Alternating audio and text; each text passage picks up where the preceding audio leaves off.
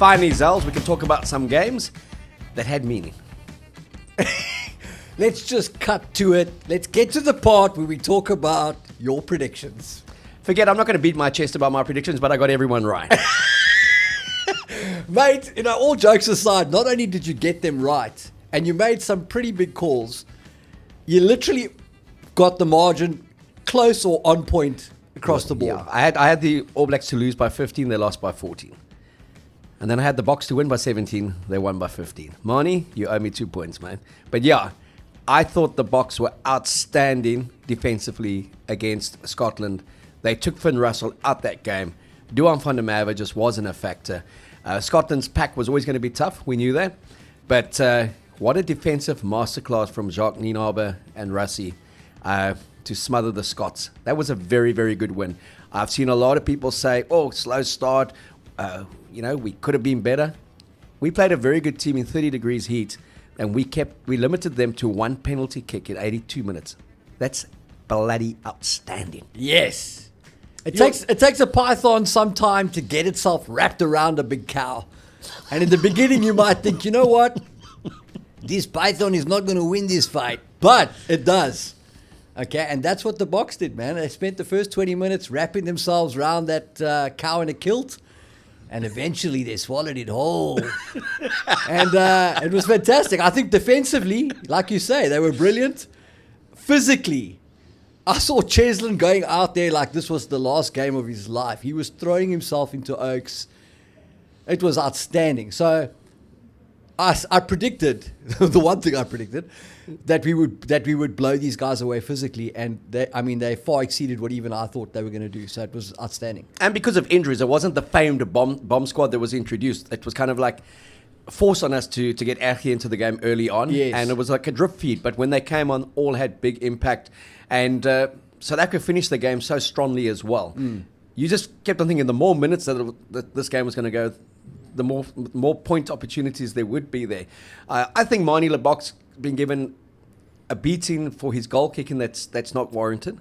The one kick was from close on 60 meters. I don't know why they chose for him to kick for goal. He's a kicker that maybe they held up the wrong light. I think so, eh? It said hook to, not pilot to. It's purple kick or line out. Manie, okay, I'm going for balls. But even the ref asked him twice, are you really going to try and kick this now, man? Are you sure? No, I'm not sure. But 2 from 5 looks bad, but when you look at the context of those kicks, okay? Yeah. So the conversion I thought he should have nailed, but my goodness, his play was just superb. The no-look kick to Kurtley Orense for that try was one of the highlights, but just the way he has brought such width to the Springboks play. From the beginning, we weren't scared to kind of play. I thought at times, potentially, we played a bit too much in that first 25 minutes between the two 10-meter lines. And when we tightened it a lot more in the second half, we just suffocated them. And but that rush defense was just... And credit to Jesse Creel as well. Massive. That guy... He was just putting it on the line. Kurtley Orense putting it on the line. Damian Willems, so Faf obviously throwing himself everywhere. And then Peter Steph du Toit, for me, was just all mongrel. All over the field. He was outstanding. Payback for Peter Steph, you called it. Payback for Peter Steph. Duan wasn't going Did he near play? him. He wasn't going near him. Did Duan van der Merwe play? He couldn't get into that game because I did Finn not see Russell him. couldn't get into the game. Finn Russell was nowhere, mate. I tell you, Finn Russell, when he retires, he's going to put on a few kilos as well. I just looking at him thinking that guy looks like he should be in a bar.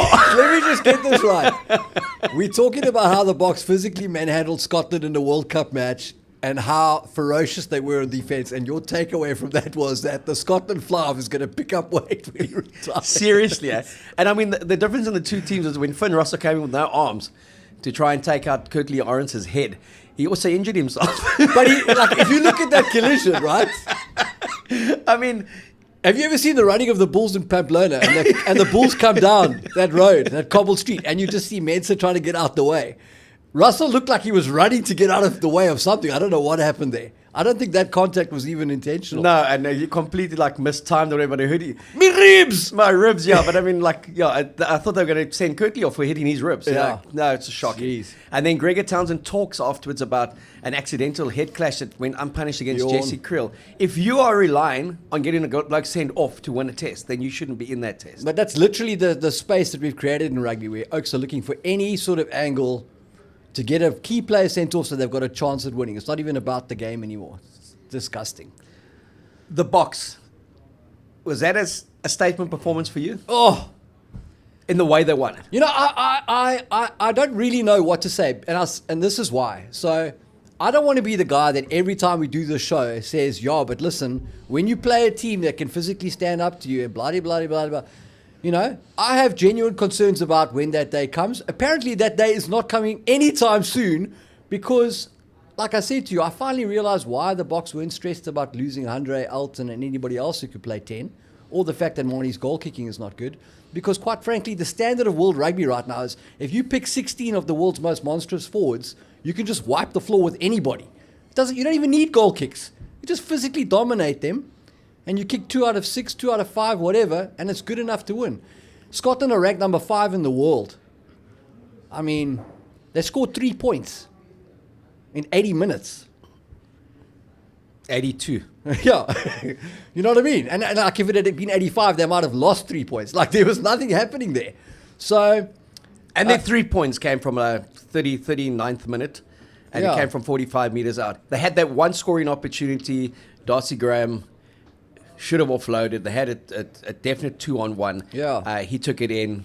Great cover tackling.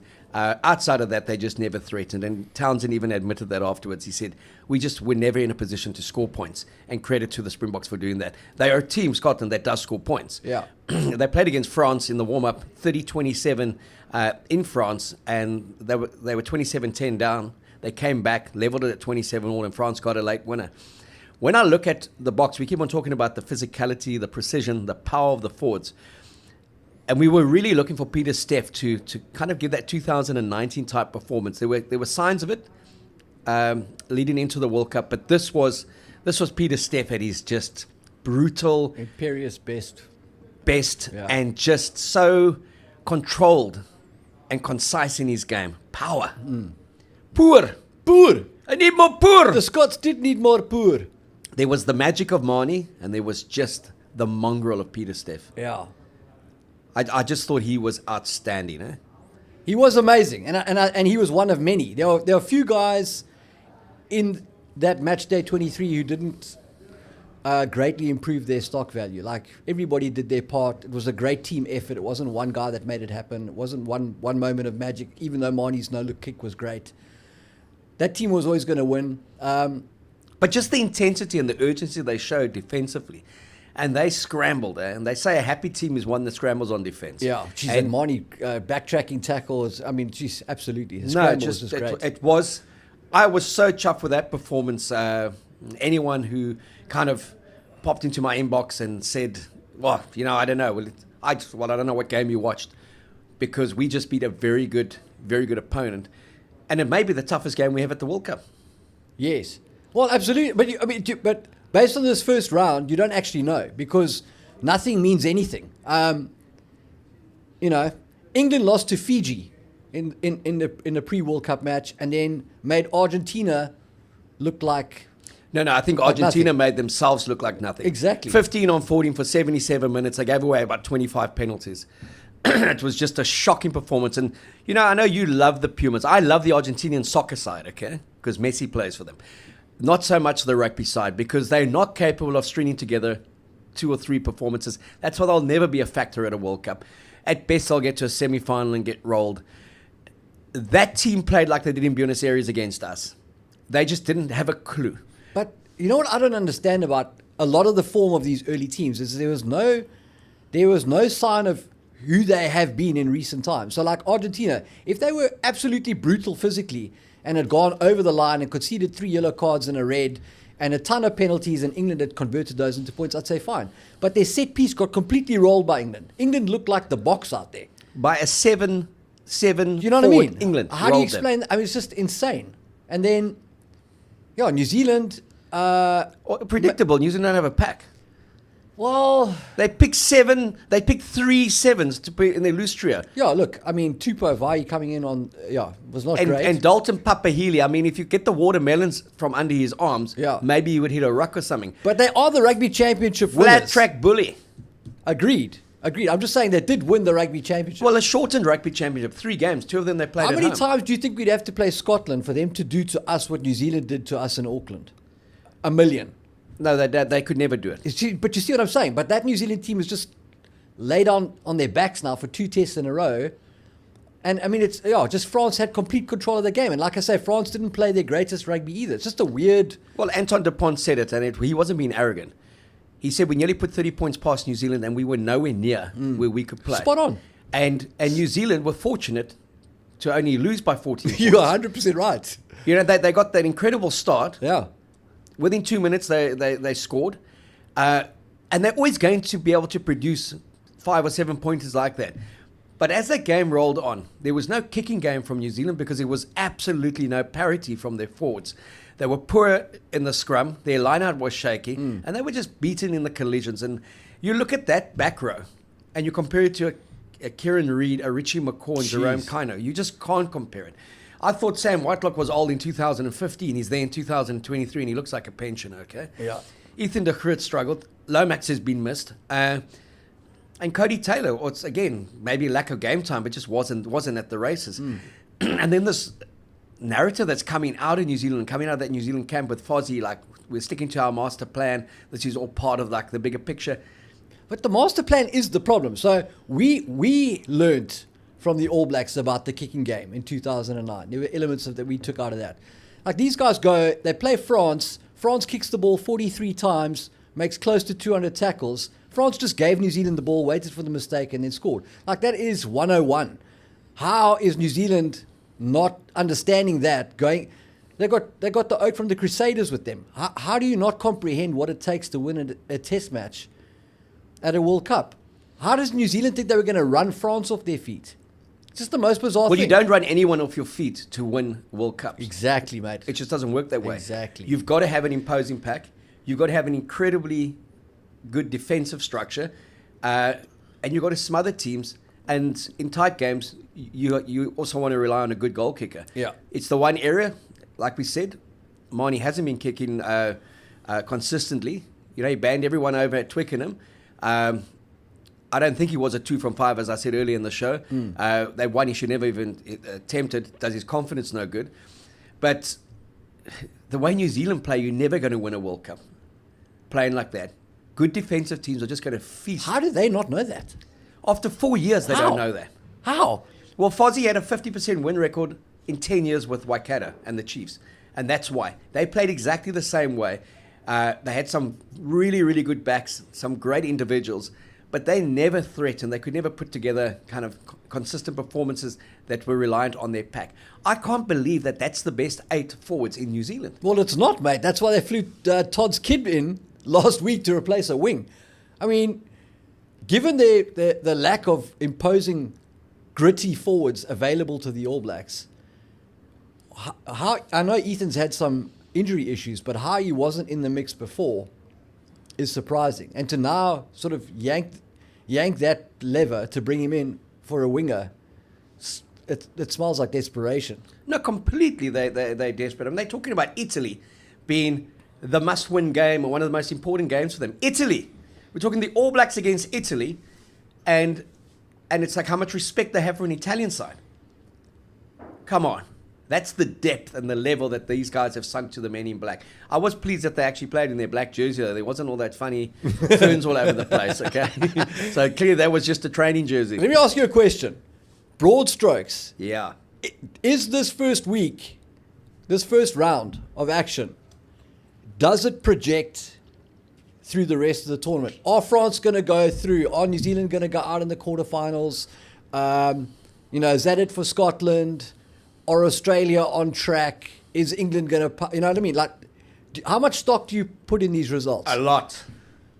A lot. Because France-New Zealand was a big game. Yes. It could have been a quarterfinal, it could have been a final.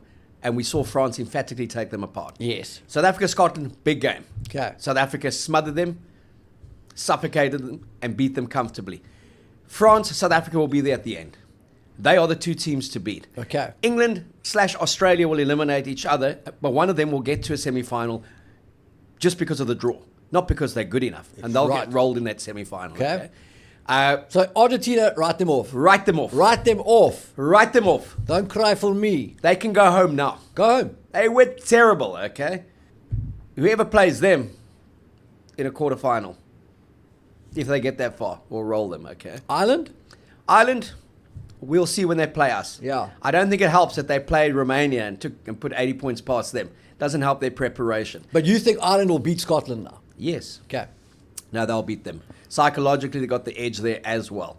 To me, it's South Africa and France. Pre the tournament, they were my favorites, and they both put down markers, statement performances. Ireland, just out of consistency in the last 4 years, they've been very good.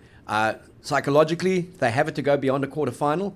If they've got to play France in the quarterfinal in Paris, I'm always backing France to win that one. Yeah. But those are the three teams. People saying there's 6, 7 teams that can win this tournament. Never. 3. 2 at Mate, best. based on 3. this opening weekend, there's only one team that's got any chance of winning. And that's this going to be one. South Africa. And that's South Africa. And that's not because we played, like we biased, or because we, what's that word I'm looking for? Parochial. That's the word I'm looking for. Oh, parochial. Oh. Not because we're parochial, but we are just much better than anyone else that's there.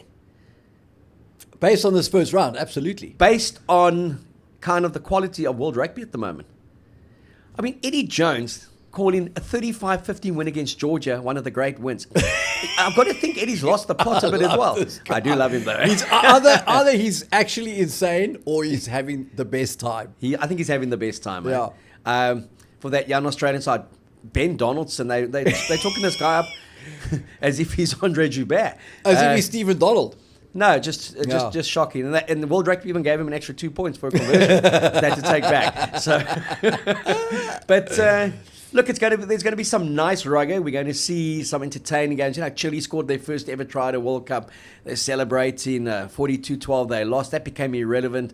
Romania were 5-0 up after 3 minutes. That's when they should have left the World Cup. And 82-8, they went down to Ireland.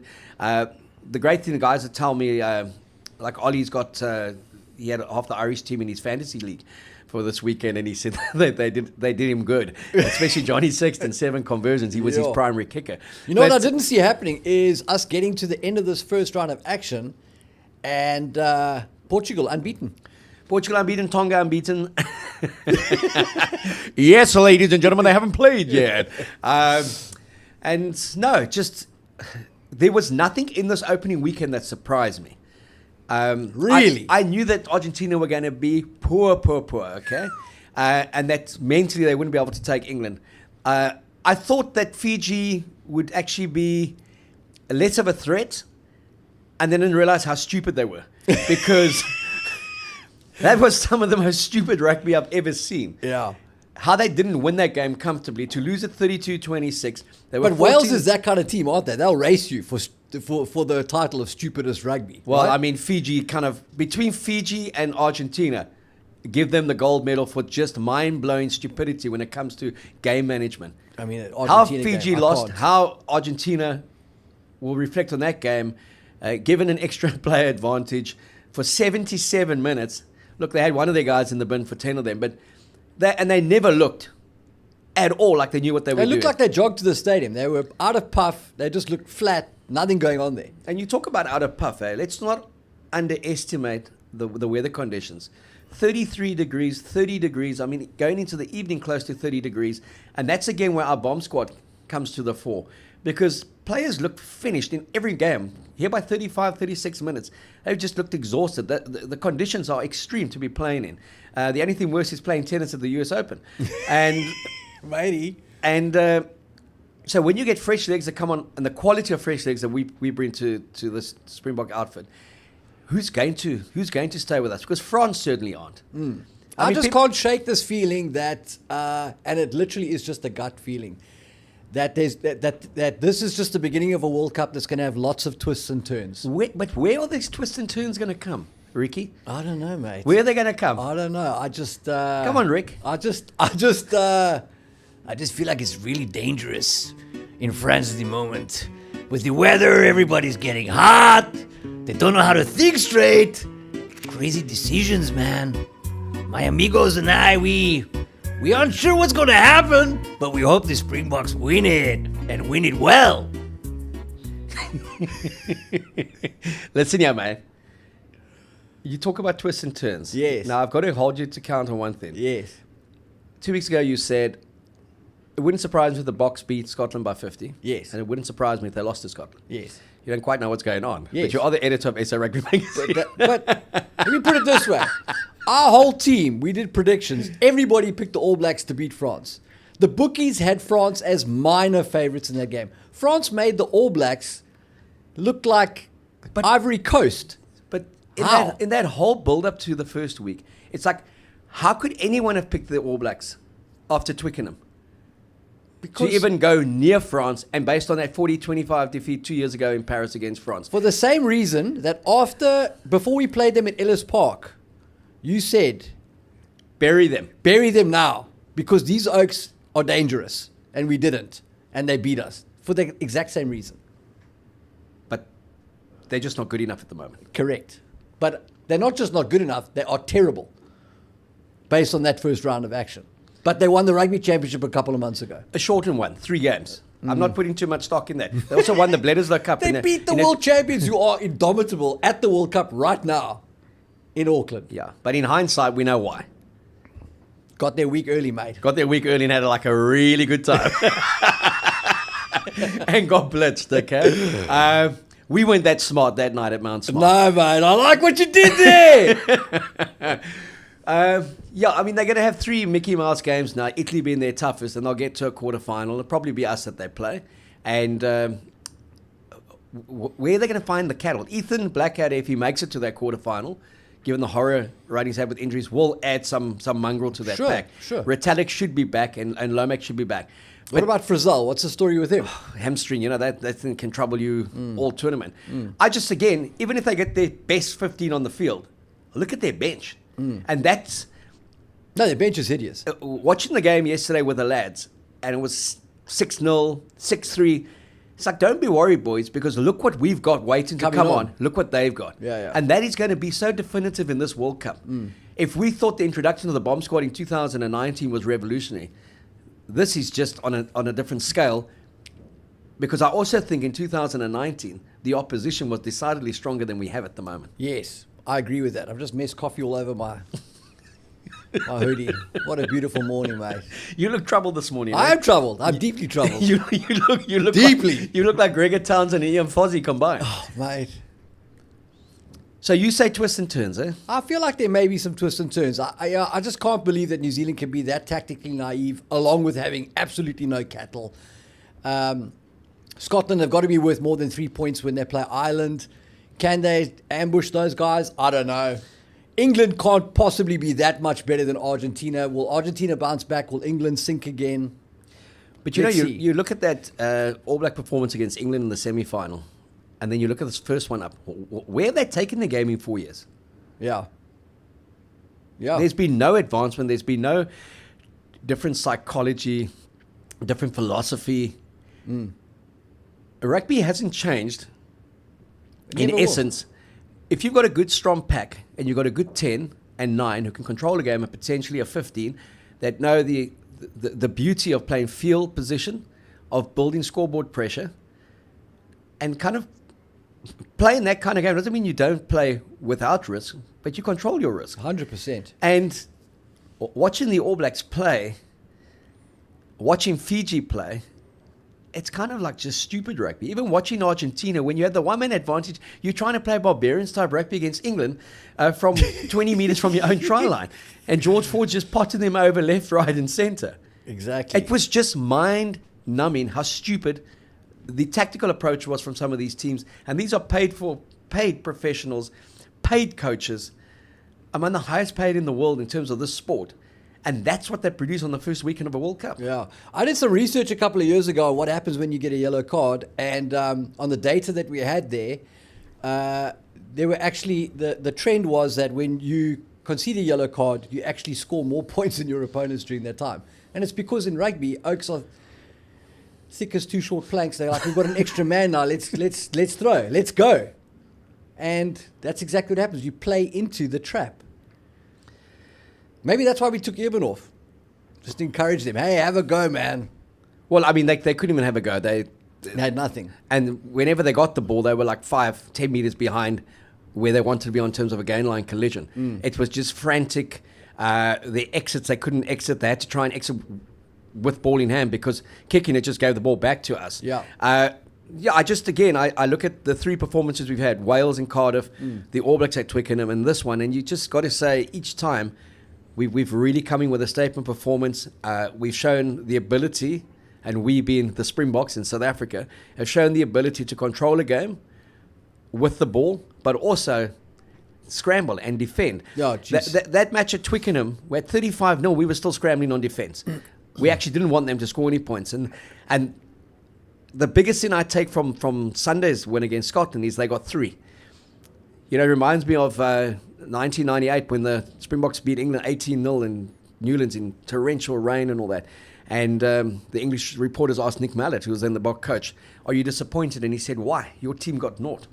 And he said, I'm euphoric in these conditions. So I think that would be Russ's response to anyone saying, what do you think of that game? They got 3. Yeah. They got 1 kick at post from 45 meters. Yeah. That's it. Yeah. And people like to see 5-6 tries and like a 35-10 win.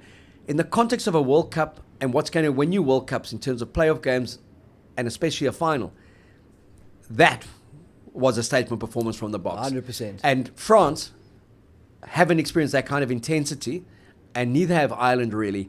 A rush defense that is that aggressive and kind of in your face for 80 minutes. There were hints of it in Marseille when we went on tour, hints of it at Dublin, and they didn't handle it particularly well, either of them. They got the win 30-26 against us and 19-16. There was 1 score in it, and we weren't particularly good with the ball in those 2 test matches. But we showed physically we have their measure. Did you see that thing that Jim Hamilton scribbled? I think it was before the game. He was talking about South Africa and their mentality. And he said, like, these South African players, they are built for rugby. And South African players just have this inherent violence in them. Lovely, humble people off the field. Very family-orientated and religious. But when they go on a rugby field, there's an inherent violence in them. And I think he pretty much hit the nail on the head. That is the differentiator, is that South Africans play like it's a matter of life or death, specifically the forwards. And nobody has anything to counter that. Yeah, and they don't play like it's a sport, eh? They play like they are defending their honour, defending a nation. And there is so much emotion around the Springboks and what rugby means to this country.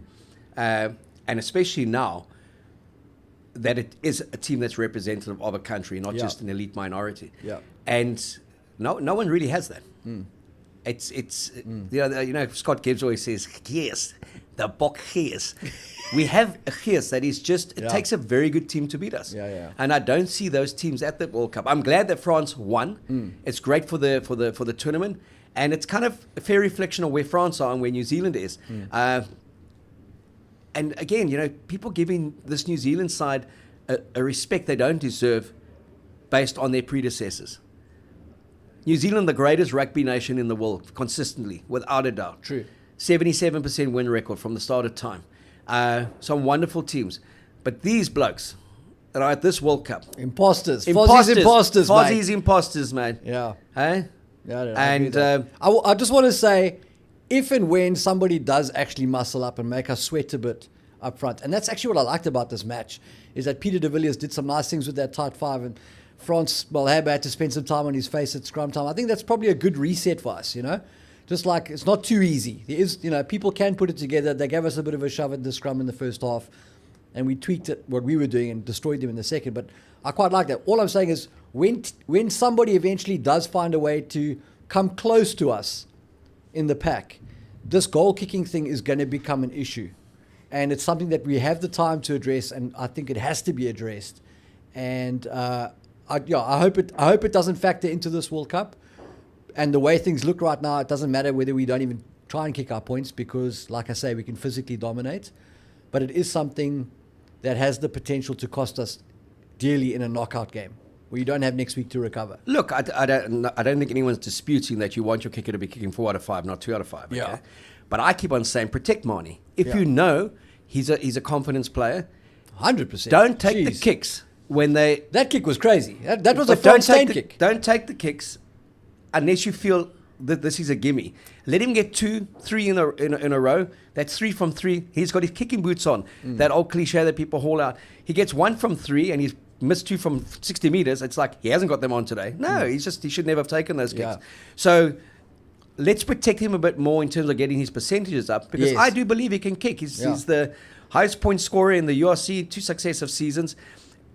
Kicked that incredible clutch kick against Ulster in the semi-final at 15 all to win it 17-15 and take the Stormers into the final. And they won against the Bulls the next week. The guy can kick for poles. The points are there. Can kick a ball, period. Yeah. So let's give him that confidence, but let's also protect him a little bit more. If you look at the first round, Zels, Yes, sir. Star performance? Sure, that's a nice one. I mean, that Capwoza Oak scored a nice try for Italy. I want to see, I thought Fiji had their moments. Redrado, besides dropping the ball at the end, he had his moments. I think Penauza Oak is going to come through in a big way. I didn't really see anybody who was like, this guy's going to take over the World Cup like Jonah Lombo or Brian Abana. But good. Who caught your eye? Look, I think just DuPont is an outstanding 9, and he's. I mean, they had to play their way into that first 40 minutes as well, but there was no panic. Pinot, I know you love him. I'm learning to love him as a winner. He is very good. I thought Mark Tellier is outstanding. He is a very, very he's the best. He's the best winner in New Zealand at the moment. Why they have a specialist winner on the bench, I don't know. So I thought Aldert, the 8 from France was also outstanding. From that game, those are the ones that really impressed me. Looking at the Boks game, Who is your favourite Romanian player? The guy, the left winner, looks like he's from Fiji. I can't pronounce his surname. But he plays in somewhere in Bucharest.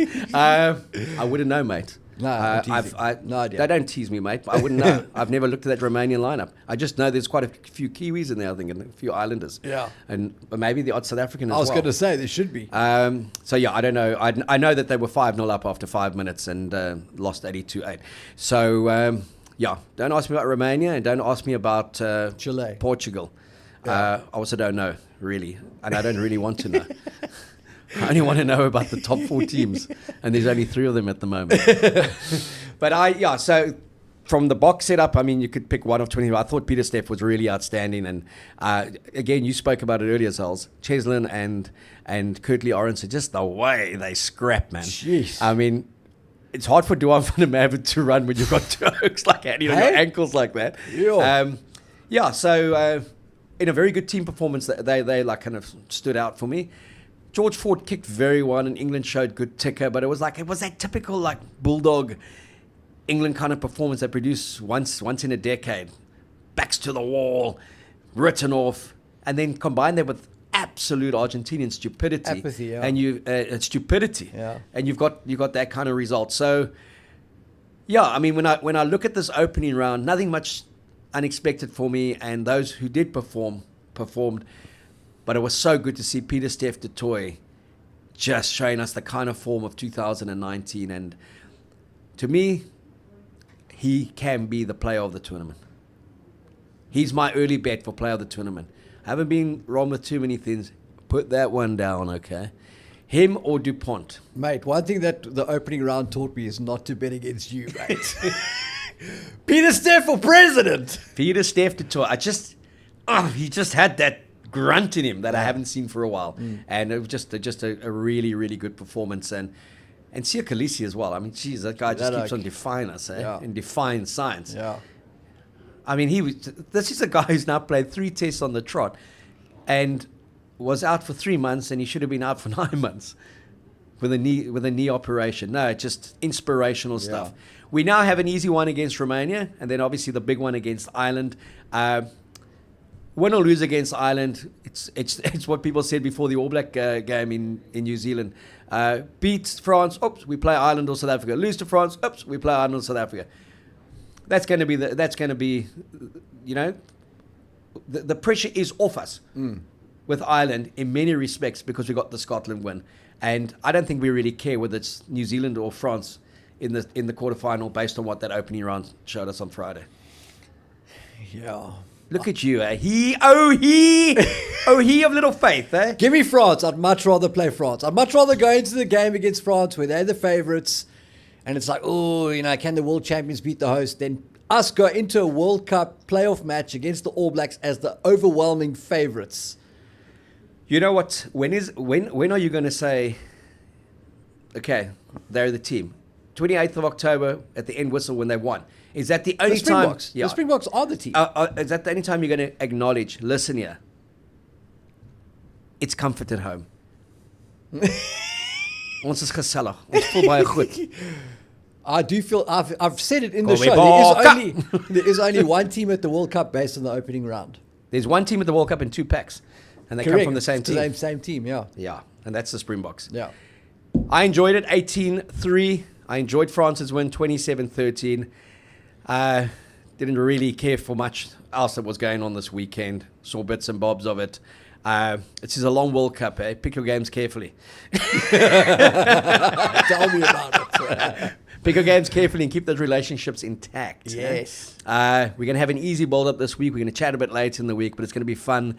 We're going to play Romania. We'll probably knock close to 100 past them, or maybe a 50 if we play our our fringe players. But what a great start for South Africa, the defending champions. 18-3 against a Scotland side that spoke a big game. They had a great build-up. They are well coached. Gregor Townsend's outstanding coach. Finn Russell, don't underestimate the effort it took to keep that magician out of the donut box. And keep him under wraps. Zels, it's a pleasure. Thank you. Go get your SA Rugby magazine. Do it. A World Cup issue. It's a fantastic 164-pager. And to all of you who watch, we really appreciate it. We went past 400,000 views last week on all the social media and YouTube accounts. And we've gone past 7 million views in the last year. So thanks for watching. Keep those tweets coming. Keep those messages rolling into the inbox. And be happy. Have a good week. Because South Africa were magnificent. They were the best team on show in round 1 of the World Cup.